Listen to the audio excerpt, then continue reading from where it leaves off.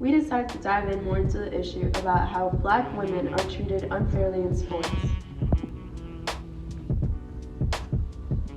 Black female athletes have long struggled to express themselves and fully expand their athletic opportunities, even after the civil rights movement that was supposed to open doors for them. For example, some of the remarkable Black female athletes who are not as widely recognized as their male counterparts are Louise Stokes and Tie-Dye Pickett, who were track and field athletes from Tuskegee Institute, and they qualified for the 1932 Olympics, but were not allowed to participate simply because they were Black. But 4 years later, in 1936, they became the first African American women to represent the USA in the Olympics, a huge milestone for Black female athletes in history. Alice Coachman, also from the Tuskegee Institute, became the first Black woman to win an Olympic gold medal at the 1948 Olympics in London. Althea Gibson was the first African American tennis player to compete at the U.S. Lawn Tennis Association in 1950, and the first Black player to compete at Wimbledon in 1951. Black women continued to build upon these initial triumphs, and by 1984, Cheryl Miller led the USA women's basketball team to a gold medal victory at that year's Olympics. And these are just a tiny fraction of the many Black female athletes that have gone unnoticed and without enough credit for their many achievements. And this just proves that even throughout history, women have been unfairly underrepresented throughout the media and not as widely recognized as male athletes. One big way that Black women are treated unfairly in sports is through negative media coverage. Black female athletes are highly scrutinized and portrayed negatively in the media for things that wouldn't get more than a few days of coverage if done by a white male athlete. One very prominent example of this is Serena Williams' so-called meltdown at the 2018 US Open. Sure, she might have let her passion for her sport get the best of her, but we have to remember that these athletes are human, and they're bound to show emotion.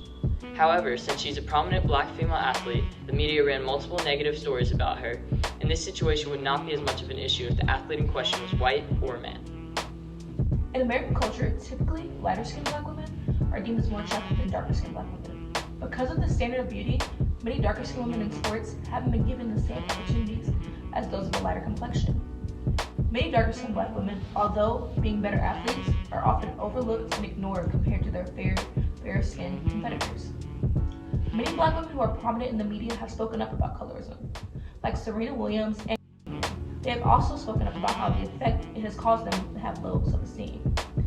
Women as a whole in sports are more objectified for their beauty rather than their athletic ability. But lighter-skinned Black women are exclusively objectified, even more compared to a darker-skinned Black woman. People focus more on their physical appearance rather than their athletic ability. However, because fair-skinned women are deemed prettier by American standards of beauty, many of these lighter women have spoken out about how their physical beauty draws attention away from their athletic ability. Another reason why African American women have been unfairly treated is because of the lack of opportunities and lesser pay as compared to their white and male counterparts. This can be contributed to the double whammy associated with being Black and being a woman. While Title IX has increased overall female participation in sports, it states nothing about racial equity, causing Black women to be pushed out of many sports. On the community level, Black girls tend to participate in the least expensive sports, like basketball and track. 33% of African American girls said that their parents couldn't afford equipment and lessons, compared to 19% of white girls. Also, African American women do not participate in growing sports like soccer, volleyball, softball, and crew, which tend to lead to college scholarships.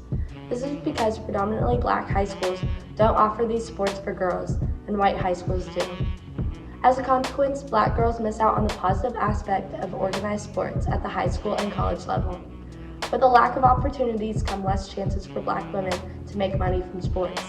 For example, WNBA players make $71,000 a year on average, while the average NBA salary is $6.4 million.